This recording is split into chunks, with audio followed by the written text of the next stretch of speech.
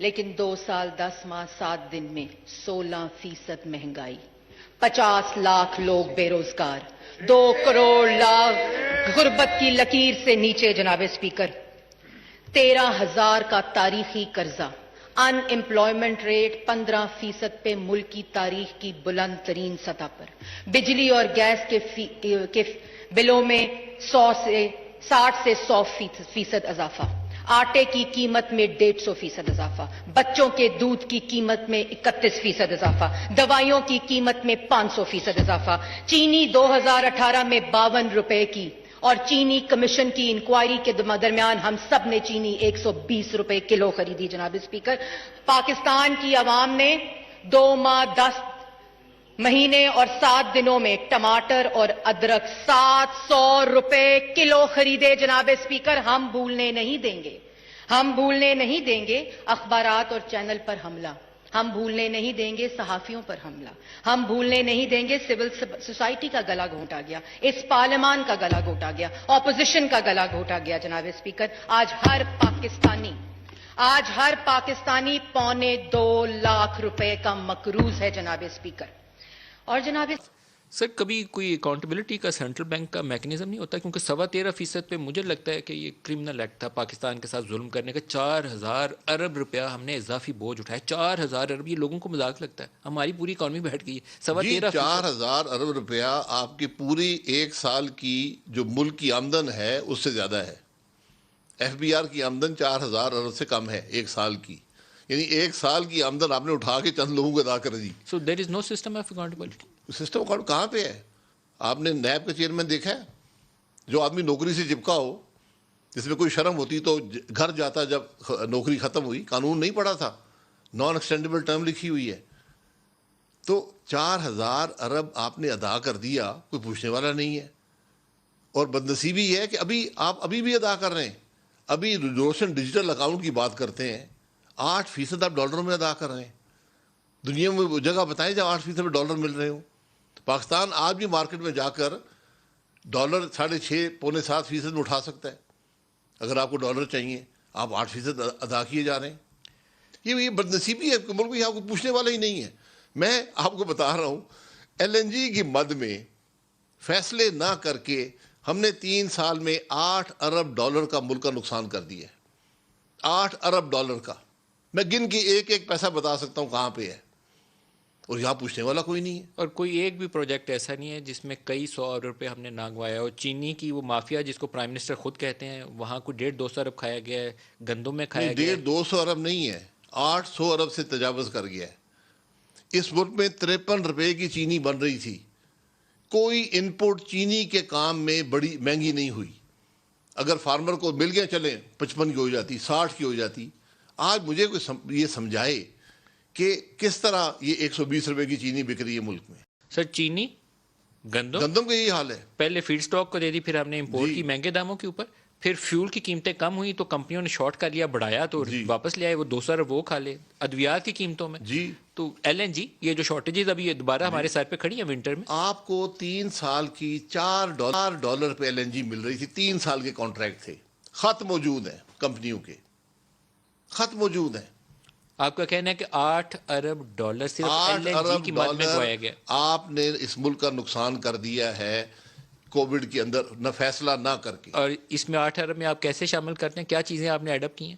میں نے صرف ایل این جی کی قیمت ایڈ اپ صرف کی۔ ایل این جی کی قیمت۔ آپ کے پاس کانٹریکٹ 3 سال کے مل رہے تھے $4 پہ، آپ کو دنیا کے ایک بڑے ٹریڈر نے لکھا کہ جو قطر کے کانٹریکٹ آپ کے ہیں وہ ہمیں دے دیں، ہم اس کو اوسطاً 3 سال کے لیے $4 پہ لینے کو تیار ہیں۔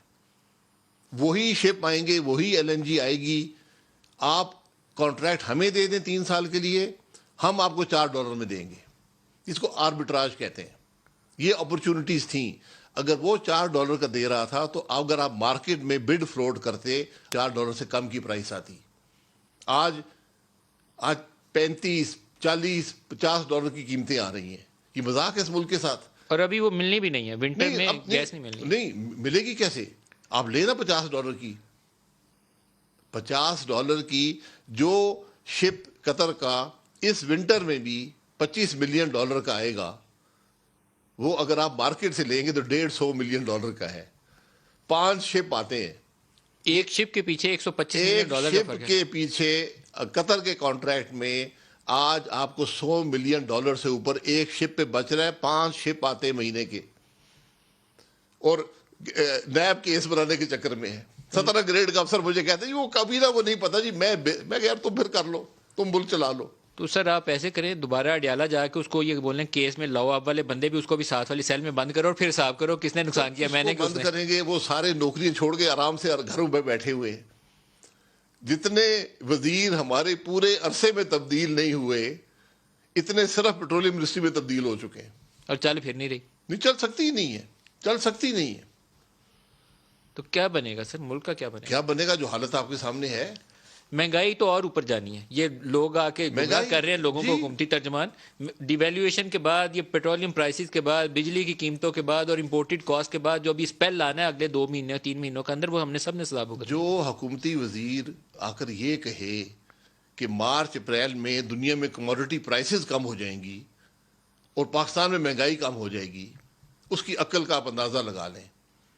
یعنی اسپیکولیٹو بات کر رہے ہیں. سر وہ تو ٹرک کی بتی کے پیچھے لگا رہے ہیں, وہ ریالٹی سے کہیں وزیروں کا کام ٹرک کی بتی نہیں ہوتا, حقیقت ہوتی ہے, اس کو مینج کرنے کی ضرورت ہوتی ہے. سر یہاں گورنر سینٹرل بینک جس کے ایک ایک لفظ کے اوپر پالیسی بنتی ہے اور مارکیٹ ہلتی ہے, اس نے بیڑا گرک کر دیا. اس شخص میں کوئی شرم حیا ہو, استعفیٰ دے کے گھر جائے. اگر غلطی ہو گئی ہے, زبان سے نکل گئی ہے بات, تو معافی مانگ لے. کس پہ معافی مانگے گا؟ 13.5% پہ معافی مانگے گا؟ پہلے تو اس کو سٹارٹ تو اس سے کرنا میں یہ چاہیے. کہہ رہا ہوں کتنی معافیاں مانگیں گے, اور ذمہ داری کس کی ہے؟ ذمہ داری لانے والوں کی ہے, جو ان لوگوں کو لائے ہیں اس ملک میں. آج جواب دے نا, آج وزیر اعظم جواب دے کہ اس کے اتنے وزیر خزانہ کیا کرتے رہے, اس کے اسٹیٹ بینک کے گورنر کیا کرتے رہے, اس کے وزیر کیا کرتے رہے. سر دو روز قبل جو ہے اسٹیٹ بینک کے گورنر نے ایک عشائیے میں وہاں پہ تقریر کرتے ہوئے یہ بات کی ہے کہ پاکستان میں جو ڈیویلیویشن ہو رہی ہے, جو روپے کی قدر جو ہے وہ کم ہو رہی ہے, اس سے اوورسیز پاکستانیوں کو بڑا فائدہ پہنچا ہے اور 60-70 لاکھ بندے کو فائدہ پہنچا ہے. لیکن انہوں نے یہ سنگ دلی کا مظاہرہ کیا ہے کہ باقی جو 22 کروڑ عوام یہاں پہ رہتا ہے پاکستان کے اندر اور پاکستان میں کماتا ہے, یہاں پہ ان کے روزگار ہیں, یہاں پہ ان کے ذریعہ معاش ہے, ان کا کیا بنے گا؟ یہ انہوں نے کہیں بات نہیں کی. ایک بات. دوسری بات یہ ہے, یہ ایک سیاسی بیان ہے. وہ مانیٹری پالیسی کے انچارج ہیں ایز گورنر اسٹیٹ بینک, ان کو بات کرنی چاہیے مانیٹری پالیسی کی. یہ اس طرح کے معاملات پہ سیاسی بیان دے رہے ہیں. الیکشن لڑیں, ان کے خاندان میں جو ہے پہلے الیکشن لڑے جاتے رہے ہیں, وہ الیکشن لڑیں اور آئیں اور یہاں باتیں کریں, الیکٹ ہو کے یہاں پہ آئیں. اس وقت وزیر اعظم نے جو بیان دیا تھا کہ ہر 1 روپے کی ڈیویلیویشن پہ پتہ نہیں کتنے ارب روپیہ قرضہ بڑھتا ہے. اب گورنر اسٹیٹ بینک ہمیں ایک ڈیفرنٹ قسم کا سینیریو پیش کر رہے ہیں. وزیر اعظم صاحب جو ہے کنٹینر پہ اور ادروائز کہتے تھے کہ 1 روپیہ قرضہ پتہ نہیں اتنے ہزار ارب روپیہ قرضہ بڑھ جاتا ہے. اس سے جو یہاں پہ ہمارے قرضے کی والیوم جو ہے جس طرح انکریز ہوئی ہے پاک روپیز کی, اس میں اگر دیکھا جائے تو وہ انبلیویبل ہے. ملک جو ہے پریکٹیکلی دیوالیہ ہو چکا ہے.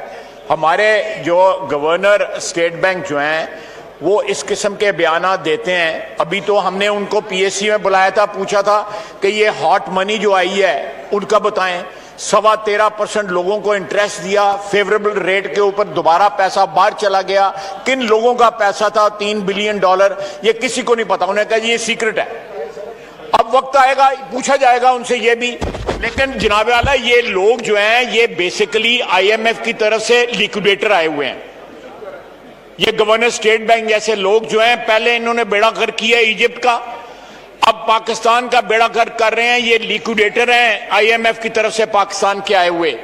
یہ ہمارے بینک, ہمارے ملک کو اسٹیٹ بینک اسٹیٹ بینک نہیں چلا رہے, ہمارے ملک کو دیوالیہ کر رہے ہیں اپنی مانیٹری پالیسیز کی وجہ سے. یہ باہر چلے جائیں گے, یہ ملک آپ اور میں اور یہ ممبران, ہم یہاں پہ جو عوام کو کے نمائندے ہیں, ہم یہاں پہ رہ جائیں گے.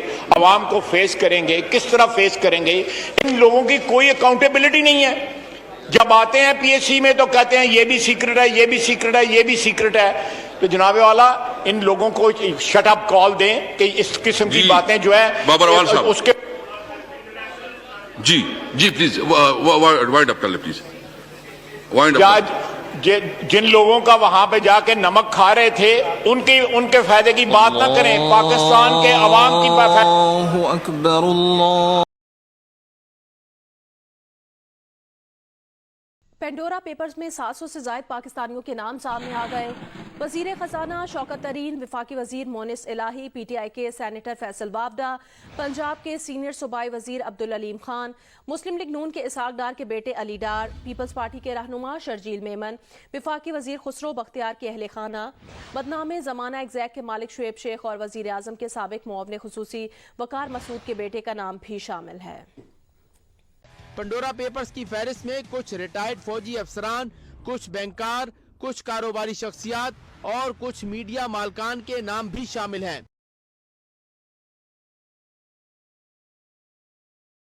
میں آپ کو آئین بتاتا ہوں جس میں آپ کا آئین آپ کا اوتھ لکھا ہے کسی بھی فوجی کا.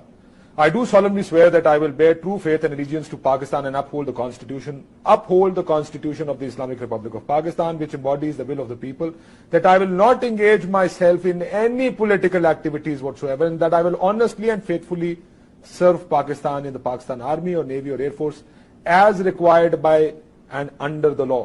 یعنی میں پاکستان کی سیاسی ایکٹیویٹیز میں خود کو ملوث یا شامل نہیں کروں گا. ذرا وہ جملہ پڑھی میں آپ کی، بڑی انٹرسٹنگ ہے یہ. آپ آئیے. I will not engage myself. نہیں اس سے پہلے آئیے. That I will uphold the Constitution of the and the will of people of Pakistan. True faith and allegiance to Pakistan and uphold the Constitution of the Islamic Republic of Pakistan, which embodies the will of the people. یہ کسی اور oath میں لیا ہوا ول of people. ذرا دیکھیں دوسری اوتھیں بہت ساری اوتھ کیونکہ خدشہ ہی آپ سے ہے نا سر جی. سنیں تو صحیح آپ. جی کس کا کون سی کسی میں ول آف پیپل کا ذکر آیا ہے؟ کسی اور اوتھ میں آیا؟ This is a unique oath. It is a unique oath that way. اس میں نہیں ہے ول آف پیپل کا کسی میں. ول آف پیپل جب چینج ہو جاتی ہے نا بڑی حالات خراب ہوتے ہیں. لوگ جو ہیں وہ رونا شروع کرتے ہیں، دعائیں مانگ رہے ہوتے ہیں، رو پیٹ رہے ہوتے ہیں، پالیٹیشینز آ رہے ہوتے ہیں. لیکن آپ اکارڈنگ ٹو نہیں لکھا ہے جنرل صاحب which I will uphold the Constitution of Islamic Republic of Pakistan which embodies the will of the people. یعنی یہ لوگوں کی ول ہے. میں اس کو دوسری اوتھ میں کیوں نہیں کیا ہوا؟ دوسری جو اوتھ ہے اس میں یہ اس طریقے سے کیوں نہیں لکھا ہوا؟ کیونکہ تاریخ تھی ایوب خان، یحییٰ خان اور بابا دیکھیں تو صحیح اس کے سر دوسری اوتھ میں بھی تو ول آف پیپل لکھا جا سکتا ہے نا. اس میں کیوں ول آف پیپل لکھا گیا؟ کیونکہ سر یوزرپرس تو فوج سے آئے تھے نا اس سے پہلے. جو بھی ہے ول آف پیپل تو ہے. ول آف پیپل مینیفیسٹ ہو جاتی ہے سڑکوں پہ، بازاروں میں. آئی ایم ناٹ، میں بلیو یو می کہ میں بات یہ ہے کہ جب لوگ تنگ آ جاتے ہیں، جب وہ کسی مسیحا کے منتظر ہوتے ہیں، آپ نے یہاں ان بورڈوں کا کیوں نہیں نوٹس لیا جب کہتے تھے کہ مٹ جائے گی مخلوق تو پھر انصاف کرو گے؟ آپ نے دیکھے ہوں گے بڑے بڑے بینرز لگا کرتے تھے. نہیں یہ چھوڑیں، ہماری ایک رہی ہے، ہم اس میں سارے گلٹی ہیں.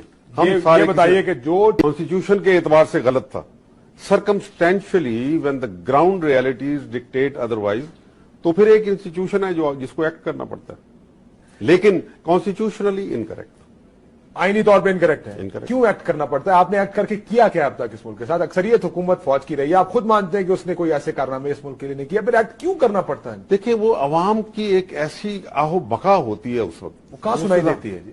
کس کو نہیں سنائی؟ جی ایچ کیو میں آتی ہے.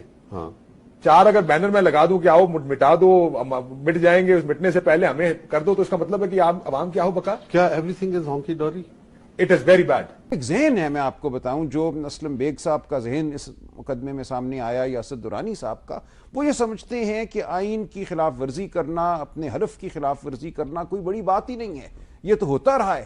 اگر میں ان کے ایفیڈیوٹ آپ کو پڑھ کے سناؤں جو انہوں نے عدالت میں فائل کیے تو رونگٹے کھڑے ہو جاتے ہیں کہ یہ پڑھے لکھے بڑے لوگ تھے، جرنیل تھے آرمی کے، ان کی سمجھ آئین کی اور اپنے حلف کے حوالے سے کیا ہے. اگر ہم اس سمجھ کو بہتر کر سکیں، اس کو اگر اس فیصلے کی نظر میں کو سامنے رکھ کر اس کو پورا کیا جا سکے تو شاید کوئی، اور یہ ہر ایک پہ واضح ہونا چاہیے کہ جمہوریت کوئی کھیل تماشا نہیں ہے.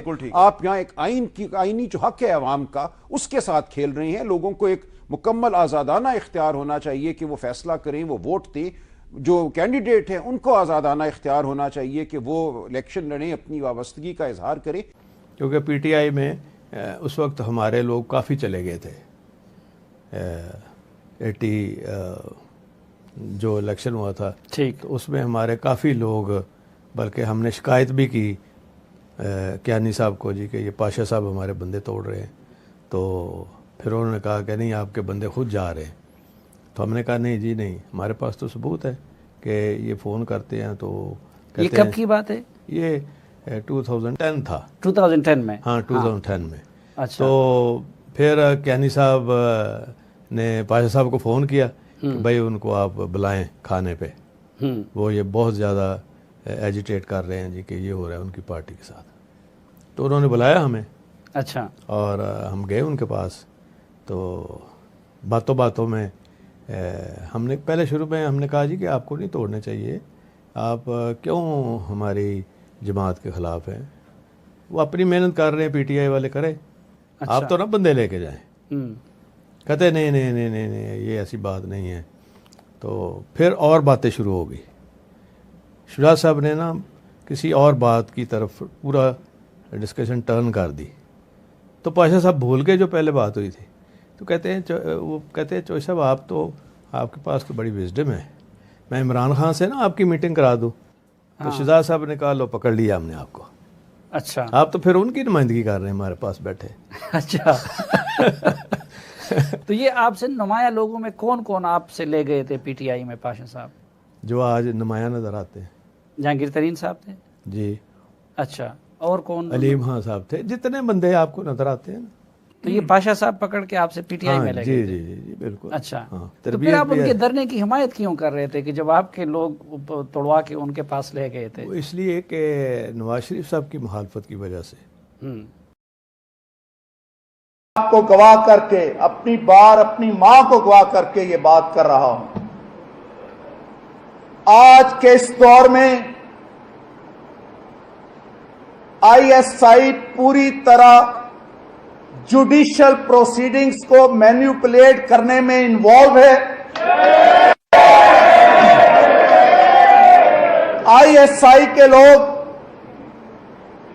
مختلف جگہ پہنچ کر اپنی مرضی کے بینچ بنواتے ہیں، کیسوں کی مارکنگ ہوتی ہے. میں اپنی ہائی کورٹ کی بات کرتا ہوں. آئی ایس آئی والوں نے میرے چیف جسٹس کو اپروچ کر کے کہا کہ ہم نے الیکشن تک نواز شریف اور اس کی بیٹی کو باہر نہیں آنے دینا، شوکت عزیز صدیقی کو بینچ میں مت شامل کرو.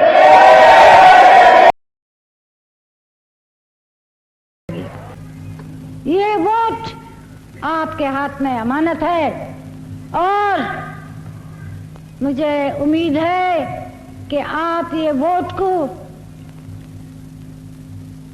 ایک امانت سمجھ کے ملک کے فائدے اور قوم کے فائدے کے لیے استعمال کرنا، نہ کہ کوئی اور چیز کے لیے.